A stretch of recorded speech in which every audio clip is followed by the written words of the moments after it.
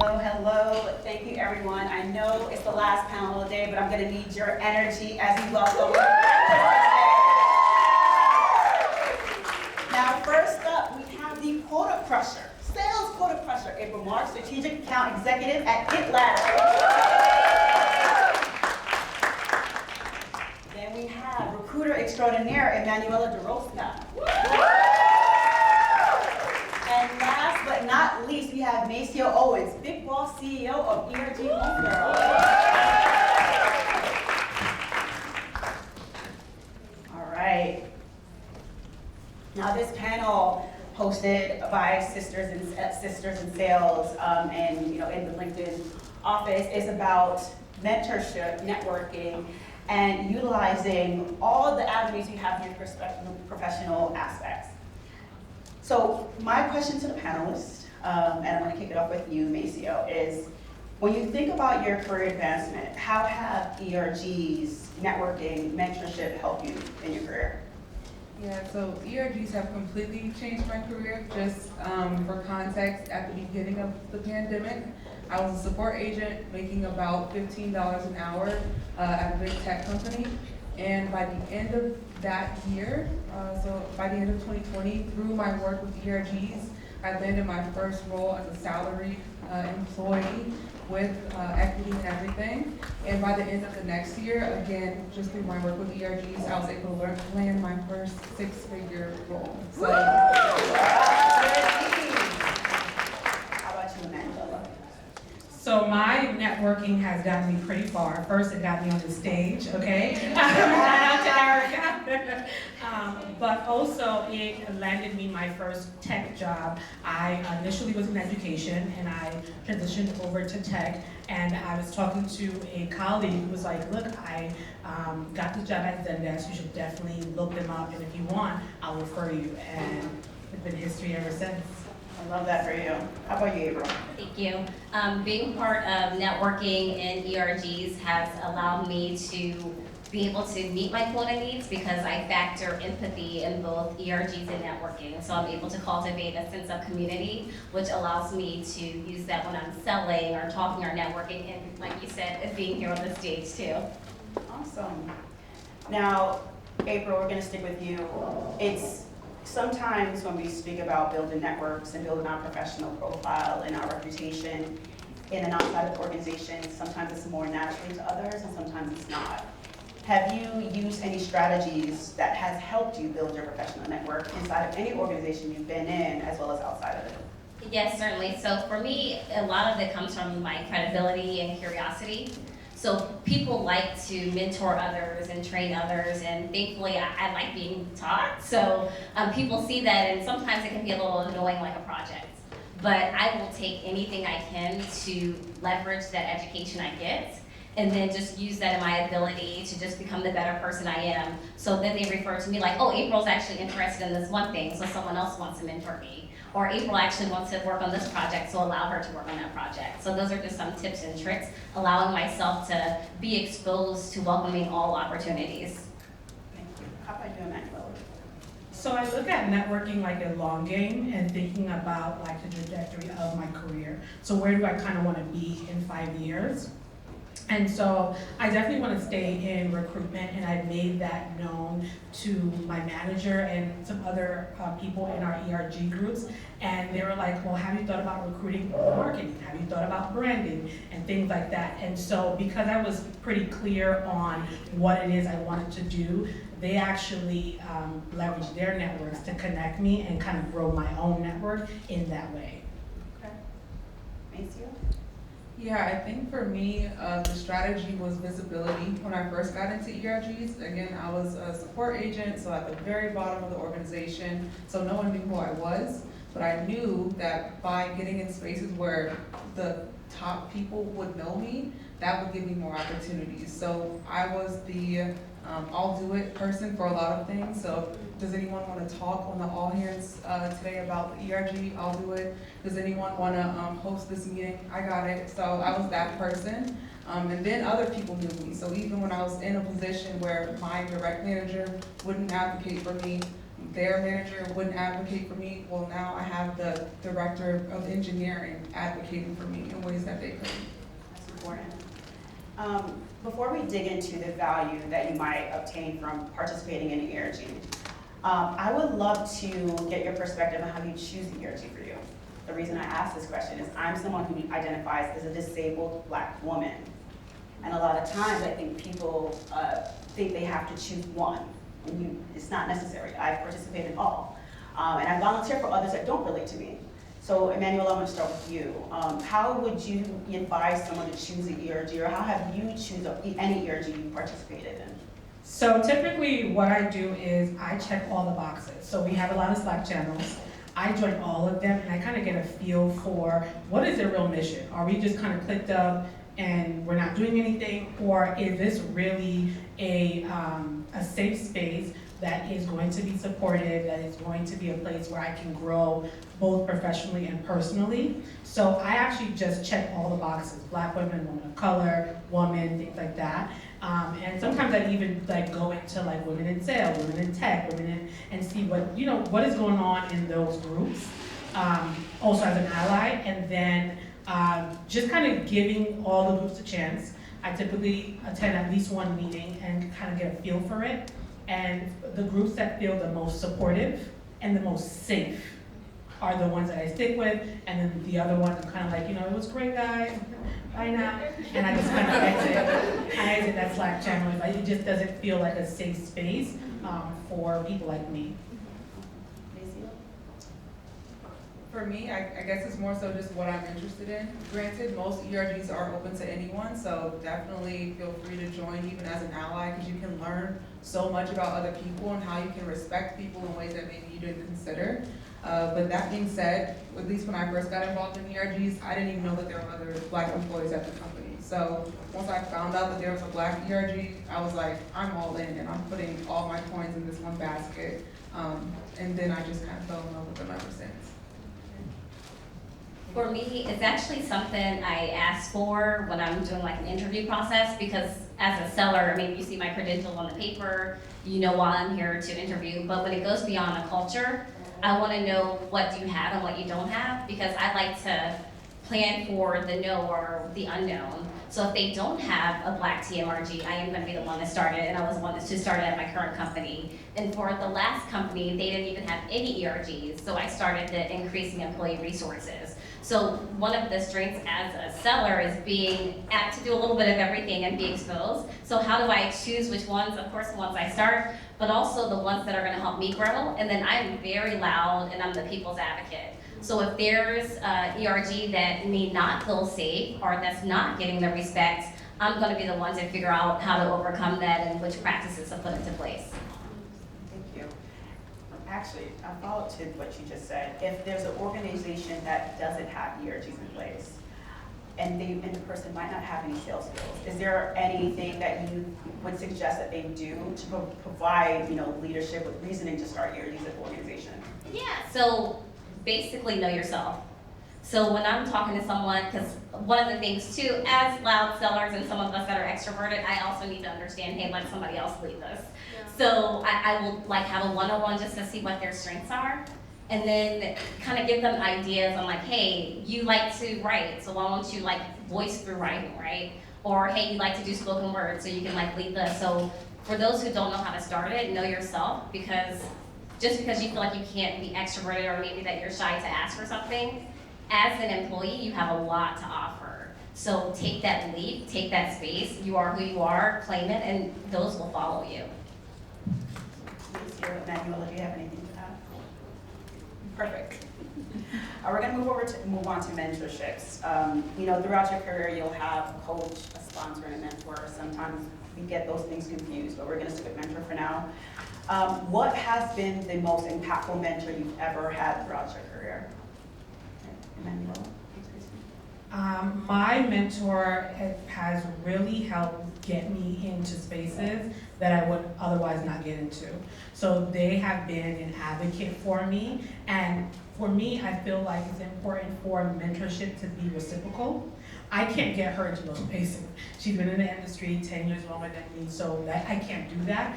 But I can reshare her, her IG lives. I can reshare when she's posting things on LinkedIn to try to give her support in that way. In regards to our relationship together, any project that I have wanted to do, both at work and outside, she has kind of propelled it. Like, actually, no, don't waste your time doing that. Just make that flyer on Canva, or actually, if you're going to if you're going to throw a full-blown event, you need a graphic designer. Here's someone's number.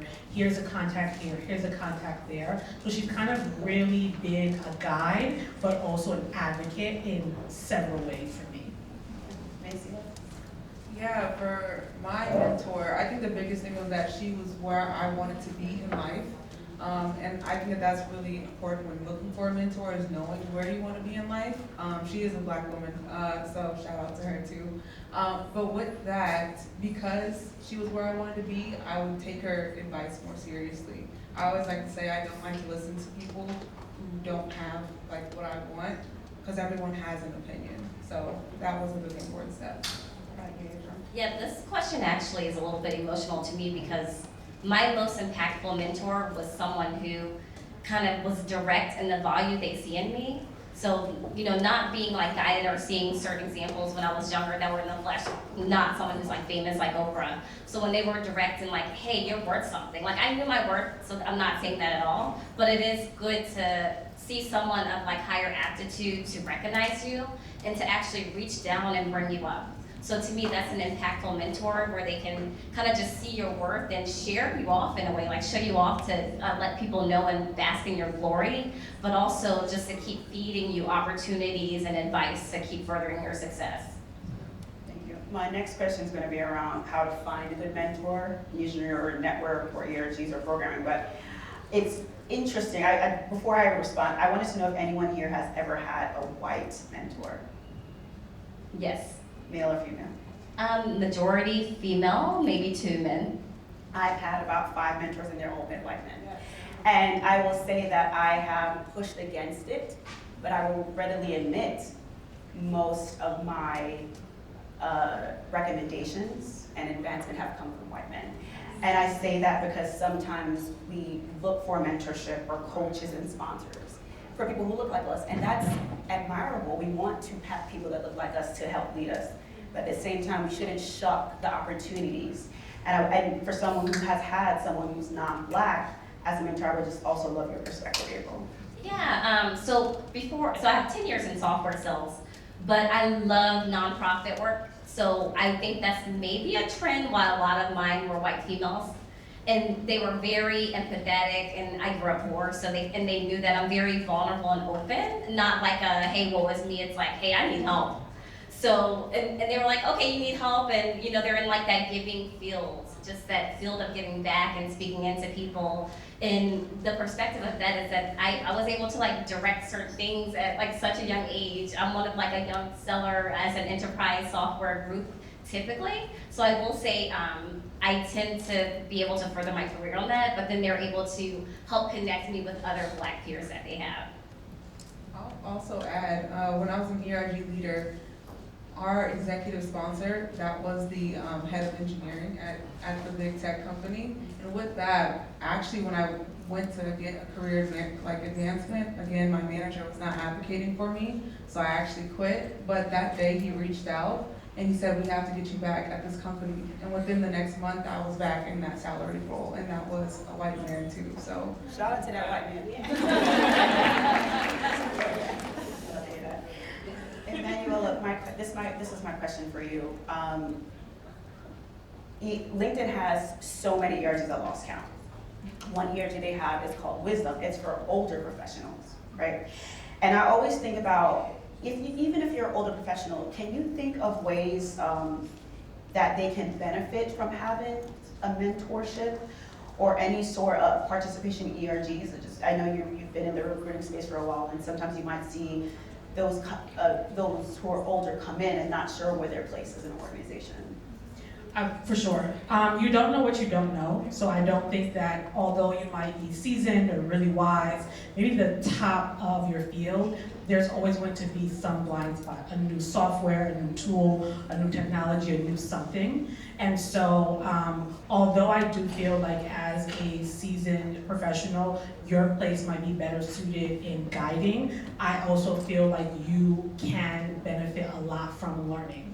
Right? Learning the hacks, the tools, the this, the that. And so I actually encourage older professionals, seasoned professionals, whatever the label you're most comfortable with, to engage in all groups, because you will learn from even the newest person on the team, whether it's about recruitment practices that you didn't realize were kind of exclusionary, we'll say that, or about new technology, what your competitors are doing, things like that. There was conversations earlier about TikTok, and the younger folks were on TikTok.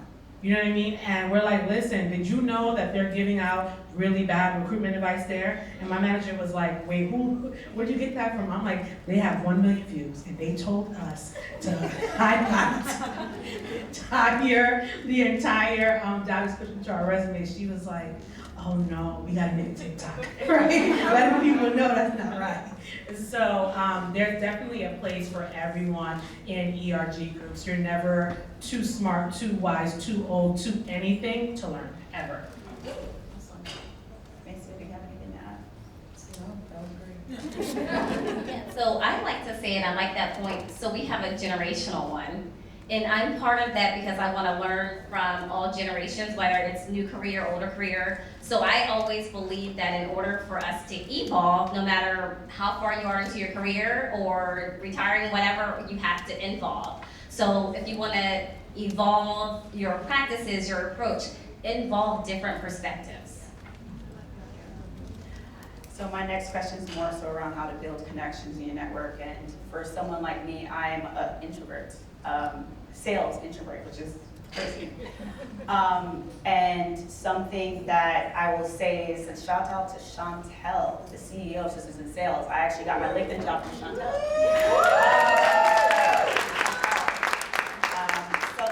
I'm like a social anxiety introvert. I joined the Sisters in Sales Slack channel 3 years ago, and I'm here 3 years at LinkedIn. And that's just one example on how to build connections and advance your career. And I would just love your perspective, starting with you, April, on, you know, what are the different benefits of building your connections or different avenues you can do that, whether you're an introvert or not, just what your perspective is. Yeah, and I won't actually talk about the obvious platforms. For those who are introverted, this is a good tip. So look up someone that you aspire to be or their career track, and see what things they belong to. So see what memberships they are, what events they go to, and show up. Do the same thing. Because then you're part of the same membership. Like, hey, I'm actually part of Sisters Sales too. Like, let's get along. Or, hey, I'm going to this event. So show up where your mentors are, or where your aspired mentors are going to be. Emmanuella? I'm gonna mention the obvious one. I love LinkedIn for a number of reasons, but I slide in people's DMs all the time. I have no issue with it. If you're someone who's a little more reserved, it may take a little practice, but you're writing it, so you're kind of copy and pasting the general format. But one of my mentors over at Salesforce, the way that we made the connection was I said to her very plainly, hey, I got rejected. Right? And I would love to connect and learn a little bit more about your experience, learn about the team, and her and I connected, and she was able to refer me to a few other opportunities, and we stayed connected since then. So I love LinkedIn for that particular reason. It took a while for her to respond back. People are busy, so it's okay if they don't respond back within a month or so. But I definitely slide into DMs all the time, one. Two, if it's someone who's highly visible on LinkedIn, they're always posting, I'm resharing it. I'm resharing it with a thought, I'm resharing it with a hashtag, I'm double tapping. If it's anyone who's gonna engage, it's gonna be me. I'm gonna be number one, maybe. You know why? Because when you go and look at the analytics, you're like, oh, who is this? And then you realize, well, she sent me a message, you're more inclined to respond, right? Like, hey, I noticed that you're really engaging with my content. Like, what's going on? Like, hey girl, I need a job. Let's have some coffee. But no, in all sincerity, LinkedIn is a free tool. I highly recommend that you're looking through two things. Either companies that you really want to work for. I have a list of them because they have unlimited PTO and I'm about that life. I'm going to be outside, you understand me? And I'm going to use it. All 6-7 weeks, okay? I have that, and so I'm always looking for either the black women that work there, the black people that work there, or people that went to school with me. And then also, there's some roles that I think are really, really interesting. They're very niche. And so I connect with either the hiring manager or a person that has that role at a different company. And if they're posting, I'm reposting. If they post a job, I'm like, so-and-so is hiring. People are like, oh, you know her? No, I don't. Not yet, right? And so definitely, I highly, highly recommend utilizing LinkedIn.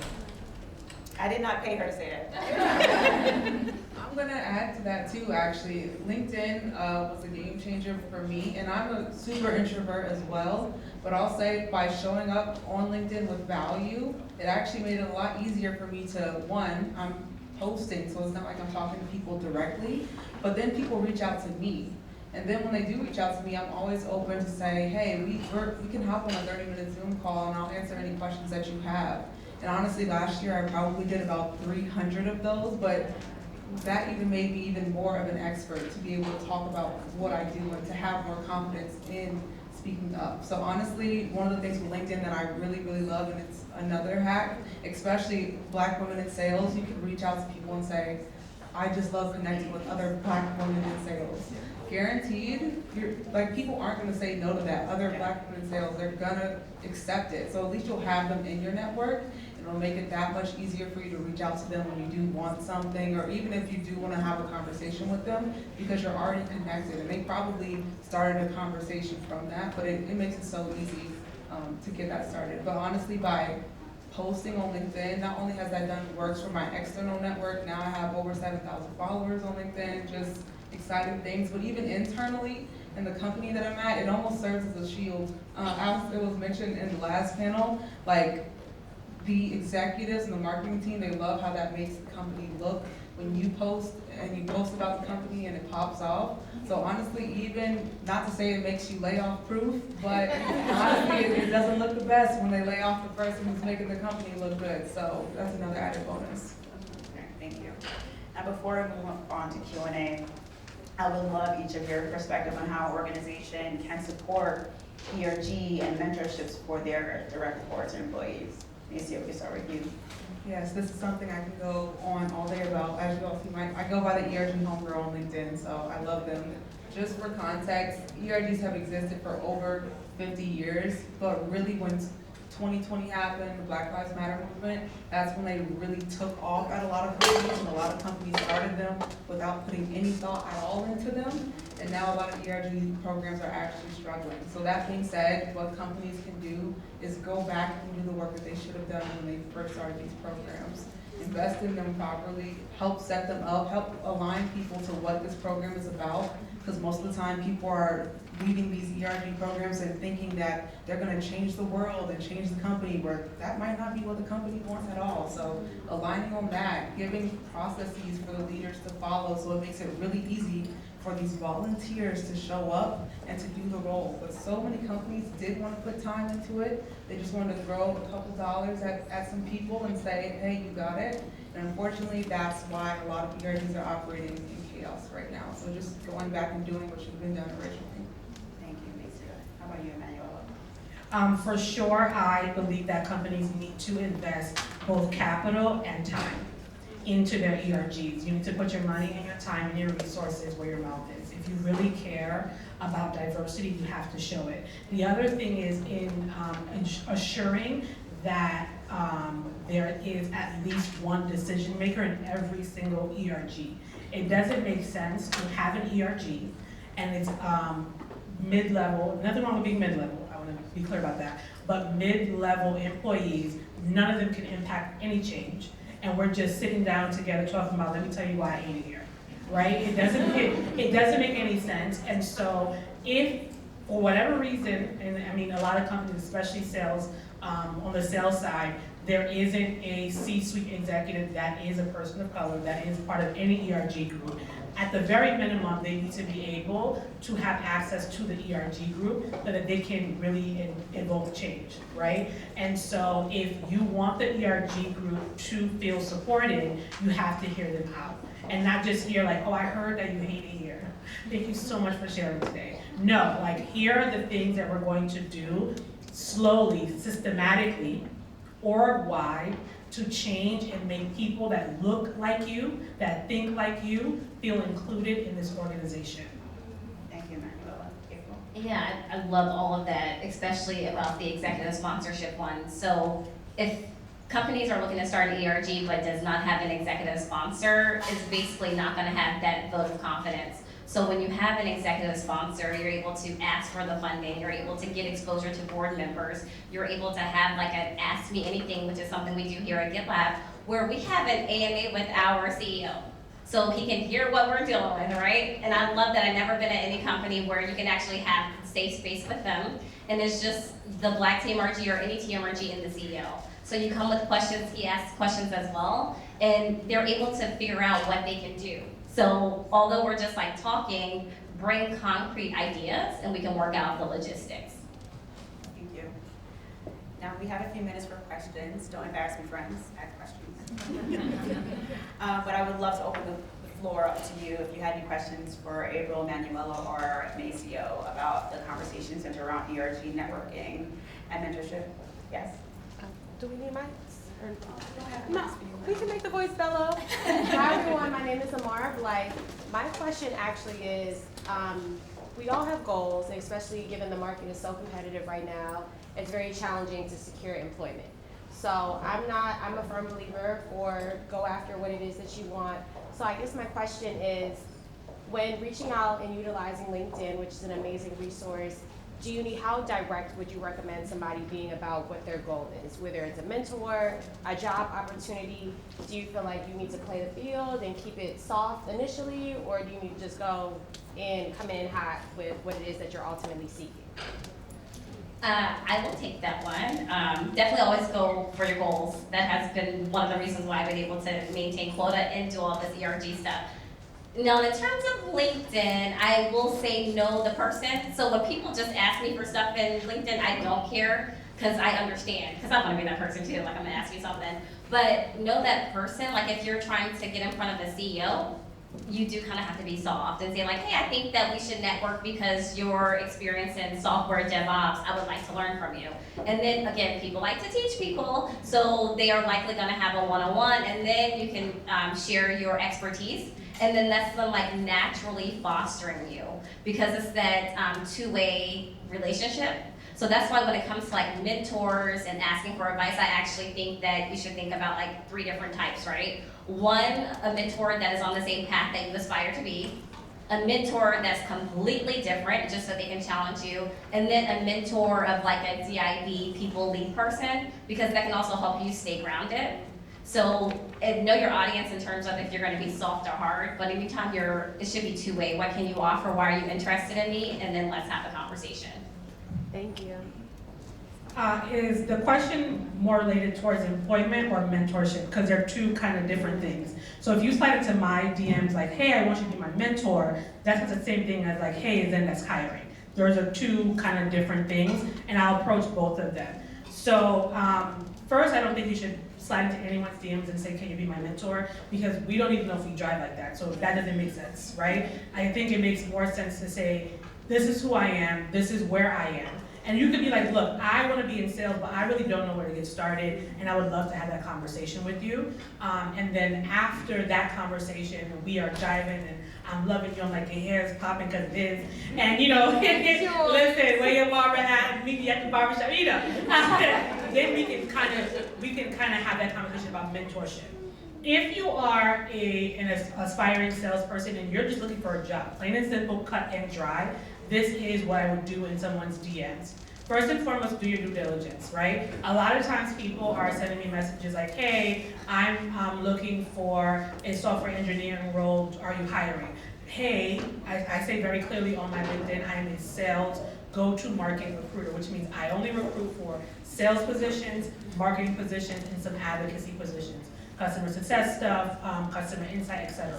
I don't hire software engineers. I'm not a tech recruiter, right? I work at a tech company, but I'm not a tech recruiter. So that's number one. Do your research. Does that person even hire sales professionals? That's one. Or are they a sales professional? That's fine as well. The other thing is going on the company website, company page, and asking some targeted questions. Hey, I see that your sales team is hiring. I want to know a little bit more about your org structure. That's going to go a long way for a number of reasons. Just because a company is hiring does not mean you should work there.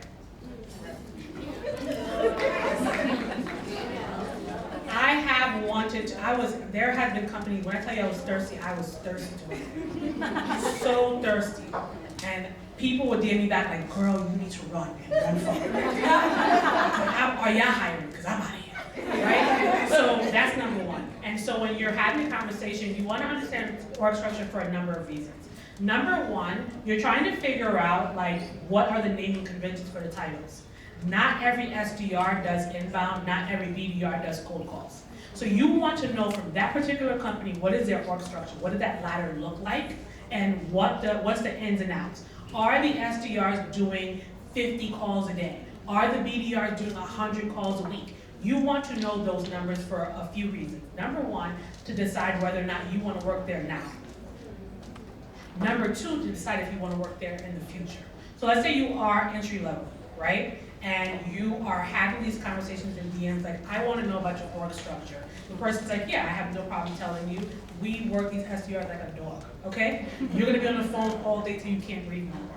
You're like, absolutely not. But they also tell you, our BDRs only do 20 cold calls a week. Most of the stuff, the AEs are doing. You're like, oh, I'm going to be an SDR somewhere else because I'm not going to work like a dog. But I want to be a BDR here. So you kind of have that in your back pocket when you're doing your career planning. So when you're talking about getting a job, you need to have a strategy. So going into my DM and saying, are you hiring? First and foremost, we have a careers page. So what happened, why you didn't go there? That's number one. Number two, now I'm telling you yes or no. What does that do for you? It does nothing for you. So if you're going to DM someone, you want to name for yourself hey, this is who I am, this is where I am. Either I am a BDR, but I want to transition to be an AE, or I'm not gonna lie to you, I went to the summit, I don't know what else to do. I'm gonna be honest with you, can you and I have a conversation about your org? And that person can give you a lot of insight about why their org is great or why it's not great, or maybe it's not great for you. Because some orgs are great, but they're not great for entry level at all because they don't do good training. Their boot camp ain't number 2 days, and all of it is self-help. Right? And other places have great boot camps and they are really going to make sure you're a great seller. But I'm gonna stop here because I feel like I'm taking over people's thing. But that's what I would do. I would do my research, go on their page, see what they recruit for and or if they are in sales, what kind of sales they're doing, right? And go on the website and kind of get a feel for the company and then DM them and tell them, this is who I am, this is where I am, and I would love to have a conversation with you about your sales org and kind of go from there. Yeah, I would also just add, leading with value is one of my personal values. So doing something for that person, even if it is engaging with their previous LinkedIn posts, or maybe one of my favorites is if I know of an event that's happening in their area, I'm probably going to say, hey, there's this free event that I just wanted to invite you to, which is why it really helps to be involved in ERGs, because you might have an event that you can invite them to. So leading with value and giving them something before you have an ask is really good. But beyond that, I would say be direct to the point. If you do have a very clear ask, as someone who gets a ton of messages in my LinkedIn inbox, if people are just trying to drag on a conversation, sometimes they'll just message me hi, and I'm like, okay. So it's going to get lost in the inbox, so come with a clear ask in that case. Can I just kind of veer off, because I love aspiring sellers. I started as an SDR, so when you said for those who don't know what they want to do, if they want to be SDR, BDR, please chat me. It's a very lucrative field, whether it's software, healthcare. I'm happy to lend an ear to any of you who want to get into sales. We have time for one more question. In the back. Yeah. Firstly, excellent. Breakdown from a dream. Actually help people get remote jobs, and that's what I tell them to do. Literally how I met April. I literally slid in her DMs and said, there's a position at your company. I'd love to talk to you about your organization. So, and that's how I ended up here today. But my actual question is, you mentioned something about supporting someone in a way you didn't feel like you could support them directly, but you supported them indirectly. And I feel like a lot of people go into ERGs expecting a very specific kind of support, right? Everybody's expecting a mentor, or they're expecting, a promotion of some sort. I'd love to hear you guys talk about what are some of the other forms of support that you can get from ERGs that aren't like, you're gonna get a mentor from here. What are some things that people should be going into ERGs thinking about or paying attention to that could be support that's not what they're expecting? Like, this could be a whole session. I can jump in here. I would say something that we do here at LinkedIn when we think about ERGs is, as you said, people do come in with expectations, but what we do try to provide is development, right? I think that everyone wants to get promoted, be top dog, top boy, top girl. But I think what we do really well here is providing that support for development, because there's something that we all can be better at or in.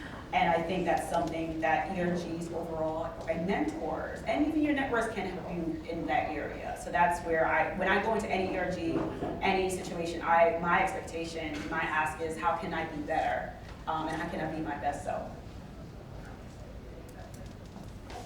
I was gonna say, and I'll save a lot for y'all that are ERG actual experts, but for someone who starts it and work at a company, one thing so there's the money for going to events like this, there's career elevation and so forth, but I love, doing beyond my day-to-day, so I don't just clock in, clock out. That being said, I can't just have an ERG that's just about career development, because there are people who are like, I'm just here to do my job. So I will have a conversation with them on what will make you happy, show up, and go beyond your day-to-day. And some of that is just a sense of community. Let's get together, or I want to speak with the CEO because I would like to be a CEO one day. So sometimes it's beyond just straight career development of going to events like this, and that's why we don't assume and just try to see how we can meet employees where they are. The other part is personal development. One thing about me, I love benefits. I will run that to the ground. If you have unlimited PTO at your job, call me, right? But no, seriously, one thing I loved my ERG group, they were like, oh, you don't need to go to the doctor. We have, I think it's called med something. We had some kind of benefit that allowed us to do virtual visits with a doctor, and they would respond in like 3 hours, whatever time you would go online.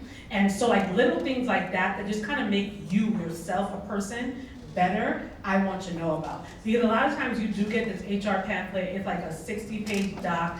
You might read some of it, you might not, but there's times where you're like, see, I'm really stressed out, I really want to, they're like, we pay for therapy. I'm like, do you? You know what I mean? Those kind of things are something that I really want to get out of the ERG groups, and also just the sense of community. I work remotely, so having people in Jersey and New York and be like, hey, let's go grab a drink, or let's go to wherever, whatever thing, is actually pretty cool, because then you get to make those kind of in-person connections. So for me, ERG groups are both professional development, but definitely personal development. How can I get every benefit out of this company while I'm here? And for me, the reason why I'm such a big advocate for ERGs is because I know what they can do for people, because I've seen it myself. Even just the power that community has, and having people, a group of people who care about your growth, it is so, so powerful. That being said, like you just mentioned, personal development, professional development, being able potentially at a company to evoke change. I was able to lead a whole external community for Dashers at DoorDash that were Black. I actually, for all people of color Dashers at DoorDash, I led that community as a support agent just because I was involved in the ERG. So just the opportunity that they can give you to do honestly whatever you want. I'm not the only person who has been an ERG leader and who's transitioned into a different role. We had one at Open Table and Kayak. She was a support agent. She moved on to a 6-figure role at a big company in her country. Also, every single Black ERG leader at Intuit has moved into a position that they wanted because of their work in the ERG. So I'll just say, ERGs by themselves, by being a member, you can go far, but by being a leader, you can go wherever you want. And we are at time. Please give a round of applause for the